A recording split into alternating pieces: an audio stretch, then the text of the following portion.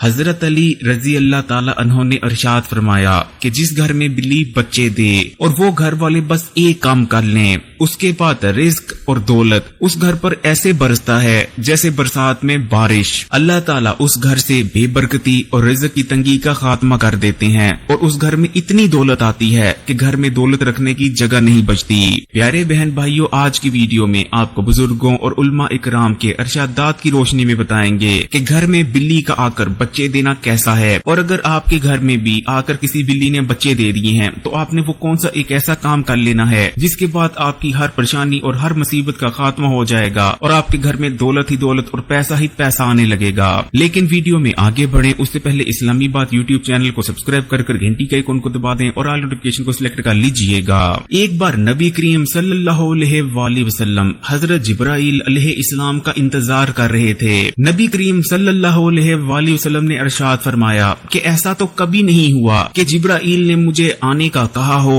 اور وہ آیا نہ ہو۔ انتظار کرتے کرتے نبی کریم صلی اللہ علیہ وآلہ وسلم کی آنکھ لگ جاتی ہے، جس کے بعد خواب میں اللہ تعالیٰ کی جانب سے نبی کریم صلی اللہ علیہ وآلہ وسلم کو یہ بات بتائی جاتی ہے کہ آپ کی چارپائی کے نیچے ایک کتے کا بچہ آ کر چھپ گیا تھا، اور کیونکہ کتے کا بچہ آپ کے گھر میں موجود تھا یہی وجہ تھی کہ حضرت جبرائیل علیہ السلام نبی کریم سے ملاقات کے لیے نہیں آئے۔ جس کے بعد نبی کریم صلی اللہ علیہ وآلہ وسلم اس کتے کے بچے کو چارپائی کے نیچے سے نکلوا کر گھر کے باہر رکھوا دیتے ہیں، اور جیسے ہی وہ کتے کا بچہ گھر سے باہر نکلتا ہے حضرت جبرائیل علیہ السلام نبی کریم کے پاس تشریف لاتے ہیں اور ارشاد فرماتے ہیں کہ ہم فرشتے اس گھر میں ہرگز داخل نہیں ہوتے جس گھر میں کتا موجود ہو۔ پیارے بہن بھائیوں، جیسے کتا ایک حیوان ہے، یعنی کتا دوسرے جانوروں کا شکار کرتا ہے اور گوشت کھاتا ہے، اسی طرح بلی بھی ایک حیوان ہے۔ بلی بھی کیڑے مکوڑوں اور چھوٹے جانوروں کا شکار کرتی ہے اور ان کا گوشت کھاتی ہے۔ اس کے باوجود کہ بلی ایک حیوان ہے، ایک شکاری جانور ہے، اسلام میں بلی کو جو مرتبہ اور رتبہ عطا فرمایا ہے وہ بلی کے علاوہ دوسرے کسی جانور کے پاس نہیں۔ ویسے تو اسلام ہمیں ہر جانور کے ساتھ ہی حسن سلوک کرنے کی تلقین کرتا ہے، لیکن بلی کے معاملات بالکل الگ ہیں۔ اسلامی تعلیمات کی روشنی میں بلی ایک ایسا جانور ہے جو کہ اگر کسی کے لیے دعا کرتی ہے، یعنی کسی کو دعا دیتی ہے، تو اس کی دعا کسی آسمان پر نہیں رکتی بلکہ ساتوں آسمان پار کر کر سیدھا اللہ کے پاس جاتی ہے۔ اسی طرح اگر بلی کسی کو بد دعا دیتی ہے تو بلی کی بد دعا بھی کسی آسمان پر نہیں رکتی بلکہ ساتوں آسمان پار کر کر سیدھا اللہ کے پاس چلی جاتی ہے۔ یہی وجہ ہے کہ داتا علی حجویری گنج بخش رحمت اللہ علیہ کا کہنا تھا کہ کوشش کیا کرو کہ بلی تمہیں دعا دے تاکہ تمہاری کشتی پار لگ جائے، نہ کہ بد دعا دے، کیونکہ خدا نہ خواستہ اگر بلی تمہیں بد دعا دے دیتی ہے تو اس کے بعد تمہاری بربادی، تباہی اور تمہارے زوال کو دنیا کی کوئی طاقت نہیں روک پائے گی۔ اسلامی تاریخ ہمیں بتاتی ہے کہ نبی کریم صلی اللہ علیہ وآلہ وسلم کے پاس ایک بلی آیا کرتی تھی۔ جب وہ بلی آپ صلی اللہ علیہ وآلہ وسلم کے گھر آتی تو آپ پانی کے برتن کو اس کے لیے اوندھا کر دیتے تاکہ وہ بلی آسانی سے پانی پی سکے، جس کے بعد وہ بلی پانی پیا کرتی اور وہاں سے چلی جاتی تھی۔ جس کے بعد آپ صلی اللہ علیہ وآلہ وسلم اسی بلی کے جھوٹے پانی سے بعض دفعہ وضو بھی کر لیا کرتے تھے۔ اس روایت سے ہمیں یہ پتا چلتا ہے کہ بلیاں ہرگز بھی نجس یا ناپاک جانور نہیں بلکہ بلی ایک پاک جانور ہے۔ اسی طرح حضرت عائشہ رضی اللہ تعالی عنہا ارشاد فرماتی ہیں کہ یقیناً بلی ہرگز بھی نجس یا ناپاک نہیں بلکہ یہ تو تمہارے گھر میں آنے جانے والیاں ہیں۔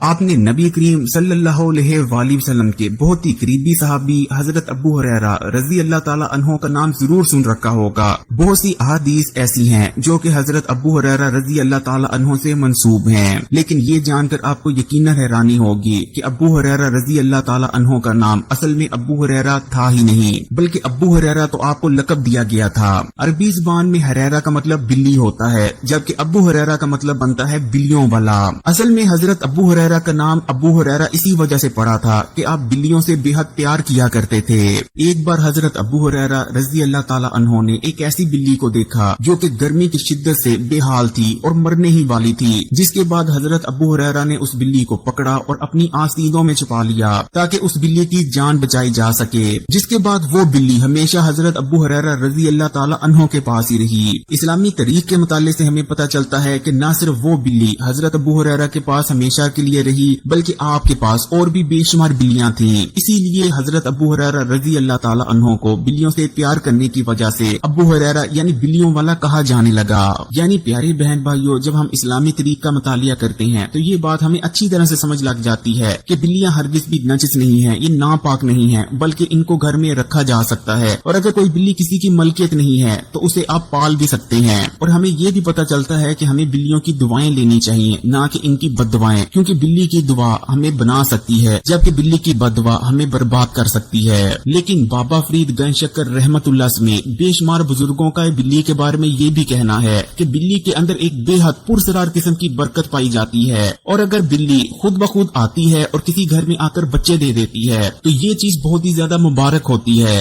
اور جس گھر میں بھی بلی آ کر بچے دے وہ گھر والے بلی کو تنگ نہ کریں، بلی کے بچوں کو تنگ نہ کریں، اور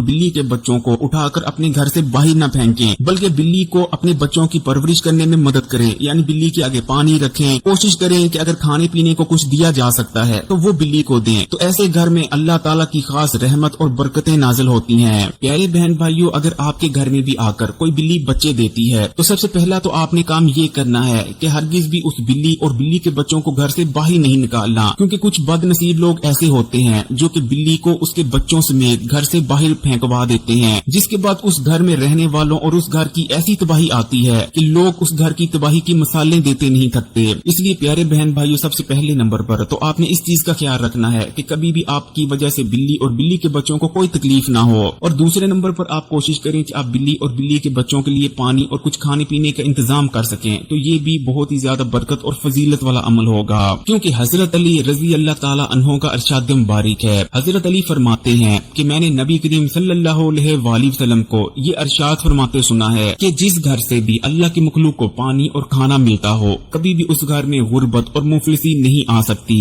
اس گھر میں ہمیشہ برکت رہے گی، اور اللہ تعالیٰ بے شمار رزق، پیسہ اور دولت اس گھر والوں کو عطا کرتے رہیں گے۔ اس لیے پیارے بہن بھائیوں، اگر آپ بھی دولت مند ہونا چاہتے ہیں، آپ چاہتے ہیں کہ آپ کے گھر میں برکت ہی برکت ہو جائے، ہر قسم کی نحوست اور بے برکتی کا خاتمہ ہو جائے، تو کوشش کریں کہ اگر آپ کے گھر میں پھر چاہے بلی بچے دیتی ہے یا کوئی پرندہ آ کر گھونسلہ بناتا ہے اور گھونسلہ بنانے کے بعد بچے دیتا ہے، تو کوشش کریں کہ کبھی بھی آپ کی کسی حرکت کی وجہ سے اللہ کی کسی مخلوق کو کوئی نقصان نہ پہنچے، نہ ہی اس مخلوق کو اور نہ ہی اس کے بچوں کو، اور کوشش کریں کہ جتنی اللہ تعالیٰ کے مخلوق کی خدمت ہو سکے اتنی کرنے کی کوشش کریں، پھر دیکھیں اللہ تعالیٰ کیسے آپ کو مالا مال اور دولت مند بنا دیتے ہیں۔ اگر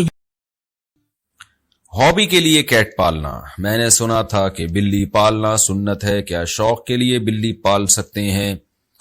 بلی پالنا جائز عمل ہے، کیونکہ پاک جانور ہے، ناپاک نہیں ہے، اس کا تھوک بھی پاک ہے، لیکن ترغیبی عمل نہیں ہے، یہ ترغیب حلال جانوروں کی ہے،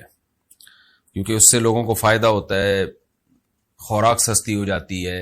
مرغیاں پالیں گے، انڈے ملیں گے، حدیث میں آتا ہے مرغے کو برا مت کہو کیونکہ وہ اذان کے لیے جگاتا ہے، نماز کے لیے جگاتا ہے، تو پھر انبیاء نے بکریاں چرائی ہیں تمام پیغمبروں نے، تو اس لیے حلال جانوروں کے پالنے کو تو اپریشیٹ کیا جائے گا۔ حرام جانور بس آپ کا شوق ہے تو ٹھیک ہے، لیکن کوئی فضیلت نہیں ہے اس کی۔ کیا بلی کا جھوٹا کھا پی سکتے ہیں؟ بلی پالنا کیسا ہے؟ کیا بلی کا جھوٹا حلال ہے؟ اگر بلی نے گوشت یا دودھ میں منہ مار دیا تو اس کے استعمال کا کیا حکم ہے؟ موسیٰ جان ریاض سے حدیث میں آتا ہے نبی صلی اللہ علیہ وسلم نے بلی کا جھوٹے کو پاک قرار دیا ہے، اور اس کی وجہ یہ بیان کی فَإِنَّهَا مِنَ الطَّوَّافِينَ عَلَيْكُمْ، یہ تم پر بار بار چکر لگاتی ہے، یعنی گھریلو جانور، اس سے بچنا بہت ممکن ہے۔ تو اس لیے فقہا نے لکھا ہے کہ بلی کا جھوٹا پاک ہے، لیکن مکروہ بہرحال ہے۔ مکروہ اس لیے کہ درندوں کے جھوٹے ناپاک ہوتے ہیں، حرام جانوروں کا جھوٹا ناپاک ہوتا ہے،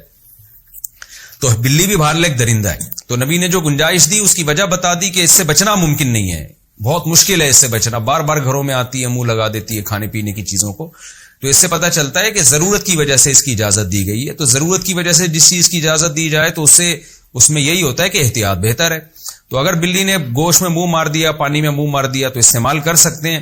لیکن اگر کوئی احتیاط پر عمل کرے تو بھی ٹھیک ہے، تو زیادہ اچھا ہے۔ تو اب ایسا نہ ہو جائے کہ بلیوں کو اتنا لفٹ کرائیں جیسے انگریزوں نے کتوں کو لفٹ کرایا ہوا ہے، کہ وہ اس کا جھوٹا باقاعدہ پراپر کھاتے ہیں، پیتے ہیں، اس کے زبان لگاتے ہیں، اس کی زبان، کتا ان کے منہ میں زبان لگا رہا ہوتا ہے، اوٹ پٹانگ حرکتیں کر رہے ہوتے ہیں، اللہ تعالیٰ ان کو ہدایت دے۔ تو کتے کا جھوٹا تو بالکل ہی ناپاک ہے۔ میرا مقصد بتانے کا یہ ہے کہ بلی کو پالیں آپ، لیکن اتنا لفٹ نہ کرائیں جتنا انگریزوں نے کتوں کو لفٹ کرایا ہوا ہے، کیونکہ ہے بہرحال درندہ، تھوڑا سا ریزرو رہیں اس سے، کھانے پینے کی چیزوں میں اس کو اپنے ساتھ شریک نہ کریں، فیملی ممبر نہ بنائیں آپ بلی کو۔ کیا بلی کا کاروبار حلال ہے؟ کیا بلیوں کا کاروبار کرنا جائز ہوگا؟ اگر ہم بلیاں پالیں اور بعد میں اسے بیچیں تو کیا یہ جائز ہے؟ عظما صاحبہ ممبئی سے.